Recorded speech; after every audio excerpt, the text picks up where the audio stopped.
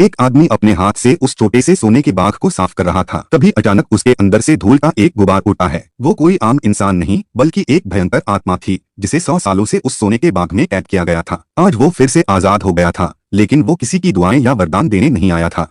जहाज पर तैनात गार्ड को उसने गला पकड़ के उठा लिया और सीधे समंदर में फेंक दिया। इवान की आंखों से भले ही सब कुछ साफ नहीं दिख रहा था, लेकिन उसे पता था एक और राक्षस सामने आ चुका है। उसने तुरंत अपनी जंजीरें तोड़ी और उस रेतीले राक्षस से भिड़ गया। हालांकि वो राक्षस पूरी तरह से रेत से बना था, फिर भी उस पर इवान के वार असर कर रहे थे।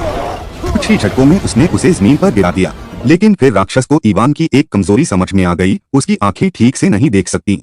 राक्षस ने फौरन इवान को पकड़ा और उसे जहाज के पीछे की तरफ फेंक दिया। इवान जमीन पर गिरते ही बेहोश हो गया। अब राक्षस ने अंदर की ओर रुख किया और जहाज में मौजूद हर इंसान को दहाड़ते हुए कहा, तुम सब समंदर में दफन हो जाओगे। तभी उसकी नजर उस आदमी पर पड़ी जिसने उसे आजाद किया था। वो उसकी तरफ बढ़ी, मगर कोई ख्वाहिश पूरी करने नहीं बल्कि उसे मारने, ताकि फिर से कोई उसे कैद न कर सके। इसी बीच एक नौकर ने जोर से चिल्लाया, वापस जा अपने सोने के बाग में। फौरन राक्षस का शरीर फिर से धूल और रेत में बदल गया और बवंडर की शक्ल में घूमता हुआ उस छोटे से बाग के अंदर चला गया।